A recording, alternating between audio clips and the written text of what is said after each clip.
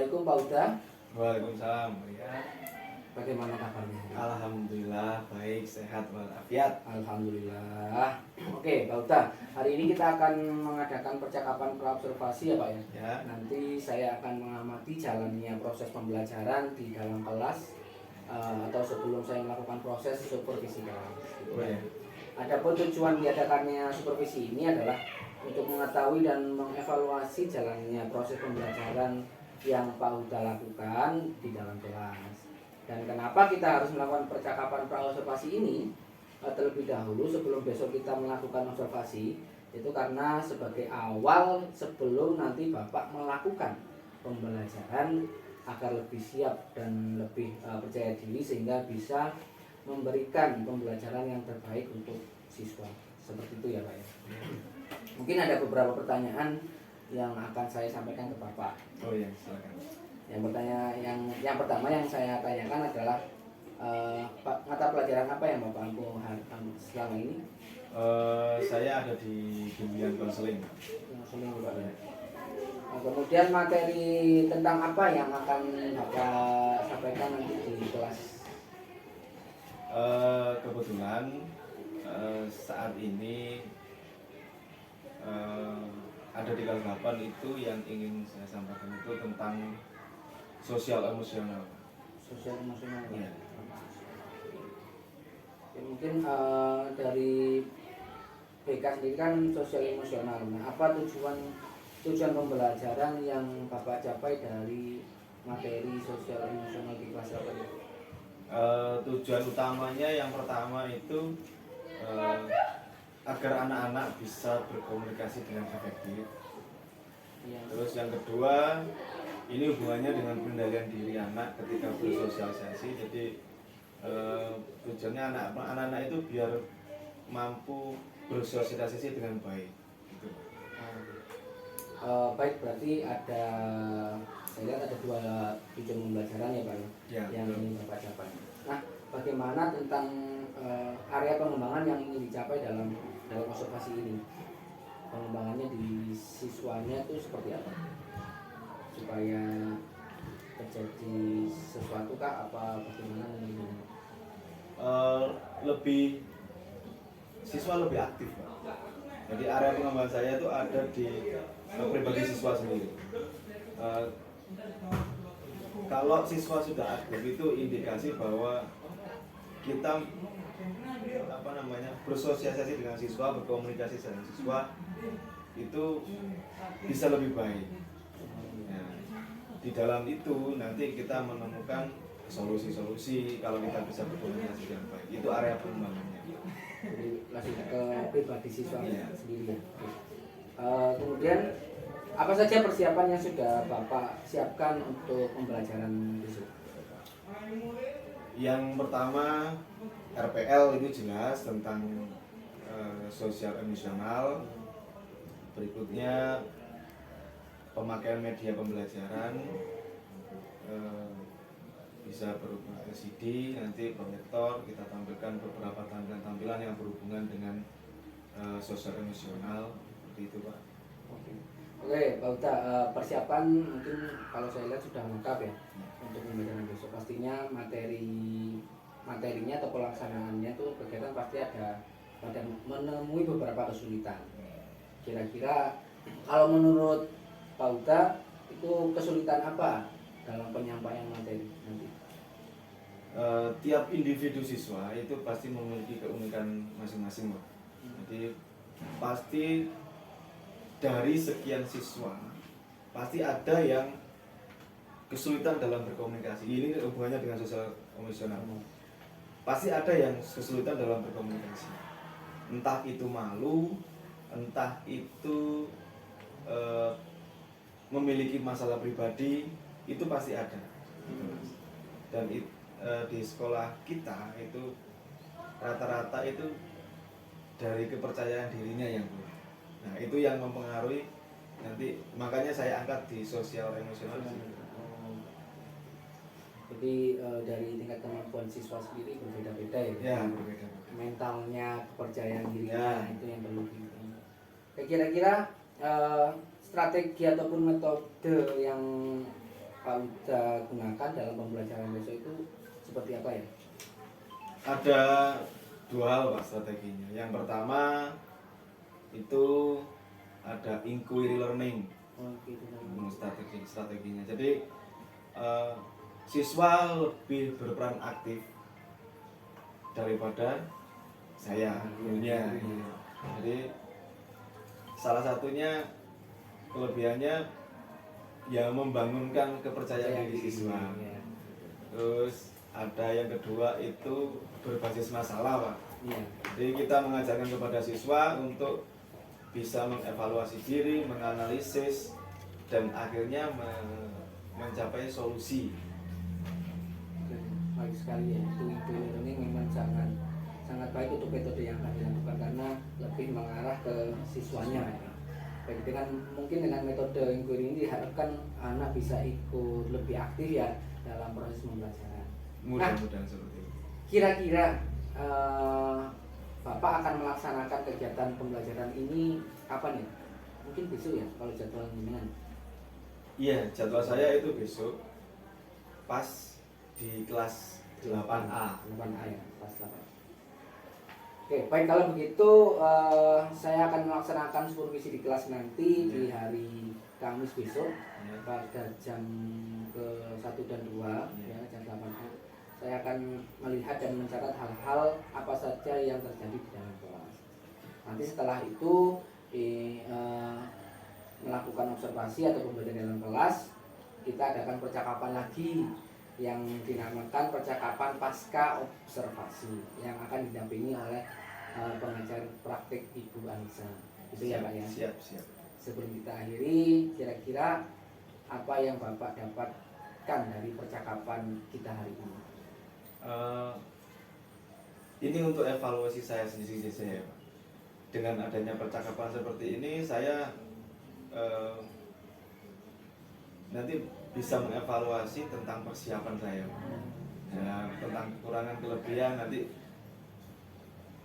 bisa lebih terstruktur gitu. Saling bukan mengoreksi ya, cuma saling mengingatkan bagaimana nanti kedepannya lebih baik lagi gitu Pak. Betul. Baik Pak, terima kasih atas waktunya hari ini untuk kegiatan praobservasi ini. Sampai bertemu di kegiatan observasi besok. Terima kasih Pak Uda ya. Assalamualaikum warahmatullahi wabarakatuh. Waalaikumsalam warahmatullahi wabarakatuh.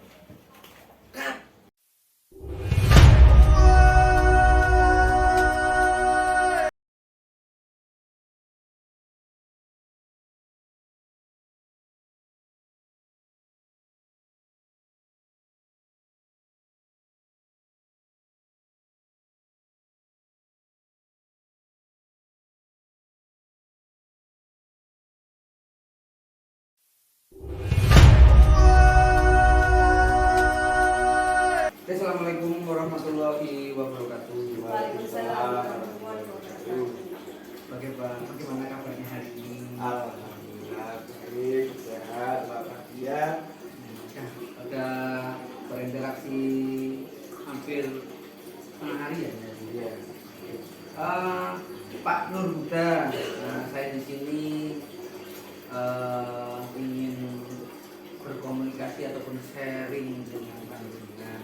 Tadi kan kita dengan mau berbicara sesuatu di akhirnya. Mungkin terkait pembelajaran ya Pak ya. Oh iya.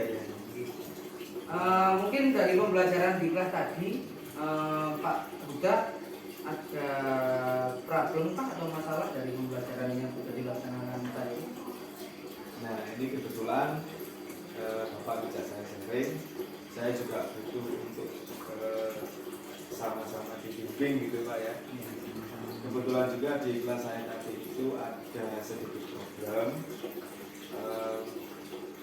tidak signifikan, cuman ketika saya memperhatikan ini sedikit membuat saya penasaran. Ya. Penasarannya itu terkait dari segi pembelajarannya atau siswanya atau dari medianya atau seperti apa? Nah ini begini Pak, di kelas tersebut kebetulan di kelas 8A Iya. yang tadi saya ngajar itu sangat terlihat sekali dari beberapa siswa yang mengikuti pembelajaran saya, itu ada satu kelompok yang sepertinya itu kayak apa ya Pak, kurang memperhatikan atau semangatnya yang saya perhatikan itu menurun. Nah, ketika saya mendekati, anaknya kembali untuk memperhatikan. Ketika saya panggil, anaknya juga kembali memperhatikan. Akan tetapi ketika saya memperhatikan yang lain, dia kembali tidak fokus lagi.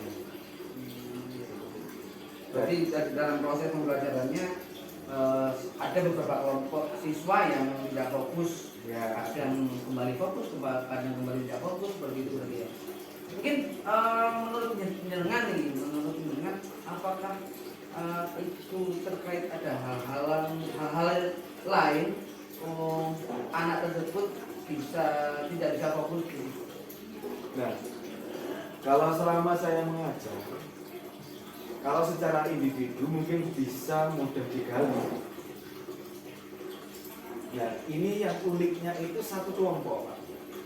Jadi ada di situ 3 orang. Kebetulan 1 orang itu duduk sendiri, yang 2 orang berpasangan. Jadi 3 orang itu memang hari-harinya dia itu selalu bersama. Dan kalau saya perhatikan sehari-hari, dia juga cukup dominan di sekolah. Tentunya utamanya di kelas itu ya. Mereka sedikit dominan.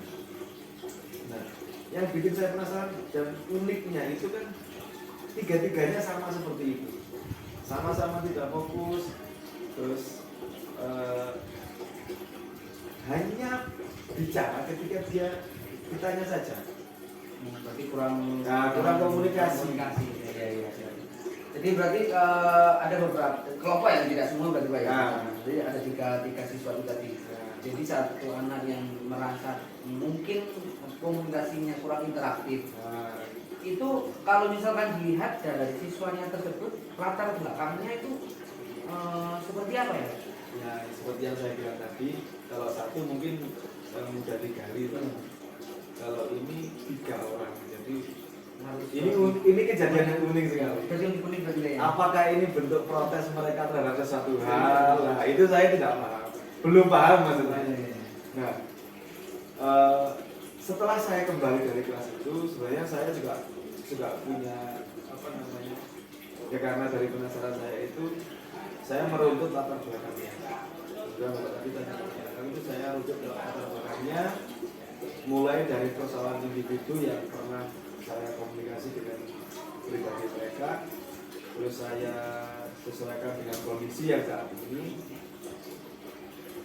Ada hal yang saya temukan, ternyata anak-anak ini setiap harinya, terutama di luar jam ini, karena saya pernah komunikasi dengan salah satu orang ya. Kalau mereka satu kelompok, bukan tidak mungkin mereka ini selalu bersama meskipun di luar sekolah. Nah, indikasi dari saya itu mereka itu melakukan kegiatan yang sampai larut. Karena salah satu orang pernah ngobrol dengan saya bahwa dia terlambat ke sekolah karena bangun kesiangan. Dan bangun kesiangan karena tadi malam habis begadang. Nah, terus saya sesuaikan lagi dengan observasi saya waktu di kelas itu juga ya, dengan tanda-tanda gestur tubuh dari atas sampai ke bawah itu kelihatan sekali di sorot matanya. Itu kalau kita sering begadang itu kan ada ini Pak, apa namanya, mata pandang. Ya. Berarti apakah siswa yang tiga orang atau kelompok itu tadi mempengaruhi pembelajaran di kelas? Kalau mau dengar seperti apa? Kalau mempengaruhi teman yang lain atau? Kalau mempengaruhi tidak, cuman ini dari sisi saya sendiri untuk memperhatikan mereka. Kok mereka bisa seperti ini? Dan ya, saya takut saya itu nanti di pembelajaran lain juga seperti itu. Nah, hal itu kan sangat buruk sekali dampaknya. Berarti dari paparan dari yang dikemukakan panjenengan tadi, masalah yang timbul adalah kurang konsentrasi siswanya yang tiga siswa ini ya. Tapi tidak berdampak kepada yang lain. Maksudnya ada beberapa siswa yang ketika pembelajaran itu juga fokus ya, dikarenakan mungkin ada apa namanya ada kegiatan di luar yang menyebabkan akhirnya tidak fokus. Jadi lebih kita berarti permasalahannya fokusnya kepada siswanya tersebut berarti di dalam pembelajaran. Jadi kalau misalkan seperti itu, menurut jenengan apakah itu dapat dilakukan? Misalkan panjenengan itu memberikan materi A, hasilnya dari pembelajaran apakah beda dengan apa yang dilakukan oleh siswa tersebut? Misalkan ternyata apa namanya tidak fokus ya. Di dalam penilaiannya di akhir ataupun di formatif yang dilakukan dengan itu juga berdampak atau tidak? Sebelumnya mungkin bisa dilakukan begini Pak. Nanti juga saya memikirkan setelah ada hal itu ya, saya berpikir bahwa saya perlu memperhatikan secara khusus untuk anak-anak ini. Mungkin saya dekati kembali apakah benar indikasi yang saya istilahnya saya tuduhkan atau saya bicarakan tadi itu benar atau salah. Untuk mengetahui itu saya dekati lagi, dan mungkin juga ada beberapa materi yang nanti bisa saya sampaikan ke anak-anak tersebut. Mudah-mudahan nanti juga berdampak positif, karena apa ya Pak, sekarang bergadang itu kalau memang tidak ada tujuannya kan memang Ya, juga tidak malah menimbulkan hal yang negatif gitu loh Pak. Nanti mungkin hal itu yang akan saya tekankan ke anak-anak. jadi dari tingkat emosionalnya si siswa tersebut juga berdampak ya, misalkan dalam pembelajaran dan lain sebagainya. Ketika di dalam keadaan yang nyaman, yang kurang nyaman ataupun senang ataupun marah, itu menurut jenengan sangat berpengaruh atau tidak? Nah, ada satu kejadian kecil itu yang di kelas tadi juga. Nah, ketika saya sedang sibuk maksudnya bukan sibuk dengan diri saya sendiri, tapi sibuk melakukan sesuatu untuk saya sampaikan kepada mereka. Itu ada anak yang mencoba untuk entah itu iseng atau apa, itu langsung dilempar Pak. Dilempar apa namanya, kayak ini loh, penghapus. Nah itu tiba-tiba dilempar. Nah, apakah itu memang bentuk emosionalnya yang mungkin itu ingin diperhatikan ya mungkin. Nah, bisa jadi. Itu berarti harus mengidentifikasi lebih terkait kesiswanya berarti ya.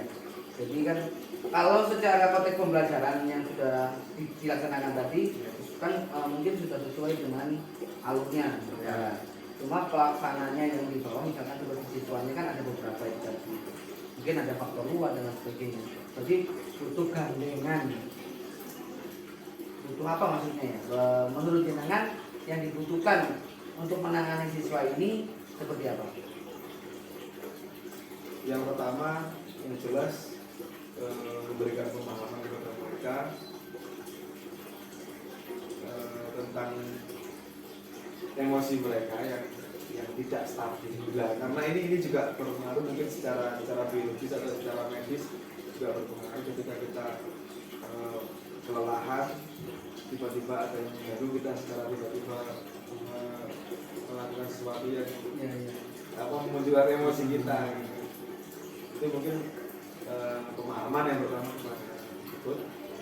Terus bimbingan yang secara terus menerus kita lakukan supaya anak tersebut yang pertama jangan sampai terlalu capek karena hal yang tidak berguna. Capek karena belajar itu sangat positif. Yang nantinya pasti akan merugi ya. Apalagi kalau sampai emosinya tidak stabil atau labil, karena bisa-bisa nanti muncul bisa salah paham teman-temannya yang lainnya. Kan itu ada yang sekarang ada itu pembulian ya Pak. Pembuli secara fisik itu bisa disalahartikan seperti itu, padahal itu hanya lecutan emosi yang spontan gitu. Tapi kalau yang Bapak Uda tadi sampaikan melakukan pemahaman sama bimbingan secara terus menerus, pendampingan lah ya. Nah, konsep pemahamannya itu seperti apa? Misalnya misalnya satu siswa tadi ya dia. Nah, menurut jenengan pemahamannya seperti apa yang harus dimiliki oleh siswa itu tadi? Ya itu tadi Pak, kita mengumpulkan beberapa materi yang memang sudah ini terkait dengan materi Pak. Ya. Ini yang sudah melalui riset lah, Ya. terutama secara medis. Nah, kita beritakan terlebih dahulu secara medis, bukan untuk menakut-nakuti tapi untuk menata kembali kondisi psikologisnya biar kembali ke situasi belajar gitu. Jadi secara medis kita beritahukan ini yang sudah melalui riset misalnya. Setelah itu ya kita tinggal mendampingi kan kita setiap waktu kan ketemu ya kita observasi setiap perubahan kita observasi, terus nanti ketika jenjang jarak berapa waktu itu kita evaluasi, kita datangi anaknya, gimana kabarnya kamu hari ini, terus perubahan gestur tubuhnya seperti apa, itu harus kita perlukan. Sangat bagus sekali. Jadi dari permasalahan tadi jenengan sudah mendapatkan, sebenarnya jenengan sudah bisa, cuma mungkin kan kalau dengan adanya share and care ini kan kita bisa saling menemukan ide baru ataupun gagasan-gagasan baru. Karena kalau misalkan kita berjalan sendiri juga kadang-kadang kalau saya sih jalan sendiri itu seperti kakinya jalannya satu. Kalau bersama-sama kan kakinya jadi dua. Mungkin coaching hari ini bukan hanya ini saja mungkin ya. Nanti kita akan berkelanjutan. Jadi mungkin setelah ini kita akan melanjutkan pembahasan yang lebih mengerucut kepada yang dipermasalahkan tadi terkait pembelajaran jalan kelas, yaitu ada siswa itu tadi. Mungkin kita harus lebih mengidentifikasi atau mengobservasi siswanya. Kenapa sih seperti itu? Mungkin kita jika ya latar belakangnya, keluarganya seperti apa yang dijelaskan dengan tadi, dan sampai tahap bagaimana kita bisa merubah lah, setidaknya bisa mengubah siswa tersebut menjadi aktif lagi di dan terima kasih Bapak.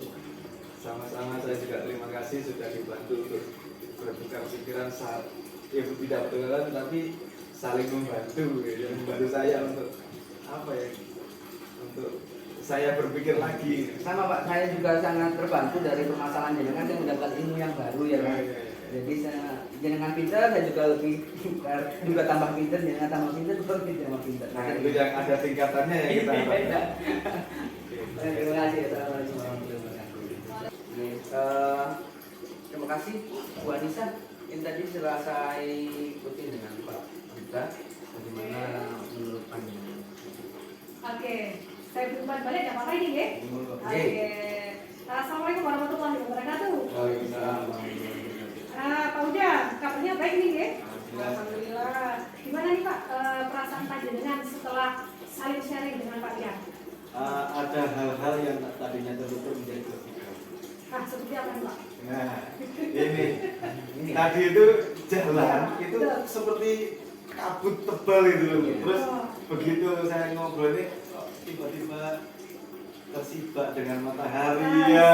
Alhamdulillah. Jadi barunya seperti itu ya. rasanya jelas lega, longgar, semangat lagi. Nah, kemudian nih Pak, bagaimana Pak Rian menyampaikan urutan-urutan supaya jenengan itu bisa tergali semua perasaan panjenengan, menurut panjenengan gimana? Seperti Caranya tadi, beliau menyampaikan. kalau saya mendengarkan pertanyaan-pertanyaannya, memang runtut seperti menuntut saya untuk menemukan sesuatu. Sudah ditemukan? Alhamdulillah sedikit ditemukan, tapi insya Allah berkelanjutan bisa ditemukan. Mantap. Kemudian Pak, bagaimana nih perasaan Bapak nih? Kan sudah ketemu nih permasalahannya, solusi juga sudah jenengan temukan juga deh dari sesi coaching kali ini. Nah, kemudian ada nggak yang mengindikasikan bahwa coaching sesi kali ini sudah berhasil? Kalau menurut saya sudah berhasil, soalnya saya juga sudah menemukan solusi. Oh iya. Kita sama-sama menemukan solusi. Oke, kalau dari yang saya tangkap tadi, saya tangkap ini ya, coaching ini bisa dikatakan berhasil karena jenengan sudah menemukan solusi dari permasalahan panjenengan. Solusinya apa nih? Nah, tadi jenengan mau digelar, kan kita temanya tadi anak-anak ya, proses kreativitas anak-anak dan masalahnya anak-anak kita. Indikator keberhasilan jenengan tadi, jenengan sudah akan membuat evaluasi di berikutnya. Kemudian nanti jenengan juga akan membuat pemahaman yang lebih mendalam kepada siswa dengan dari riset-riset yang sudah dipercaya. Nah, seperti itu. Jadi bisa dikatakan sesi coaching kali ini sudah selesai. Kata dia. Terus pertanyaannya, apa sesi ini akan berkelanjutan atau tidak? Jenengan tadi juga menjawab iya. Nah, otomatis dari sini bisa kita tarik kesimpulan bahwa coaching ini tidak terus selesai sampai di sini. Nah, pasti dilanjutkan. Nah, sekarang Pak, apa ada hal khusus yang ingin jenengan sampaikan lagi ke Pak Rian? Aku saya punya unek-unek Pak, tapi tak lanjut ngomong ya, misalnya seperti itu Pak. Ya mungkin komunikasi seperti ini harus sering-sering terjadi. Keren. Karena apa ya? Karena ya tadi seperti tadi, kalau kita jalan satu kaki kan tidak normal. Betul. Jadi harus ada bantuan. Terus menurut jenengan nih, dari motivasi dan dukungan yang Pak Rian berikan kepada jenengan sudah praktek tadi ya? Bagaimana nih perasaannya? Cukup senang sekali. Antusias Pak? Antusias sekali. Keren. Motivasinya oke nih Pak dari Pak Rian? Alhamdulillah cukup oke. Saya suka gayanya Bu. Wah. Gayanya itu selalu menggebu-gebu ya, khasnya anak muda. Gak tahu ini usianya berapa kalau nggak tua kayaknya. Di 17. Siap. Terus kira-kira ke depannya nih Pak, ada nggak perubahan pada diri Bapak terkait sesi coaching kali ini? Mungkin secara garis besar itu masih belum mengalami yang perubahan yang signifikan, tapi karena memang ini mungkin pribadi saya yang agak lambat sekali gitu Bu ya. Jadi ini sepertinya ada yang tangga yang mau saya naiki. Jadi ada mungkin perubahan. Berarti sudah ada pencerahan nih, nantinya mau kayak gimana? Sudah ada nih. Ya, baik. Berarti bisa saya tarik kesimpulan untuk coaching kali ini saya anggap selesai sampai di sini untuk topik kali ini. Tapi nanti berkelanjutan dengan topik berikutnya atau dari yang jenengan akan buat tadi. Baik, sampai sini dulu Pak Huda, Pak Rian, terima kasih atas coachingnya hari ini. Assalamualaikum warahmatullahi wabarakatuh. Waalaikumsalam. Semoga bermanfaat ya. Amin.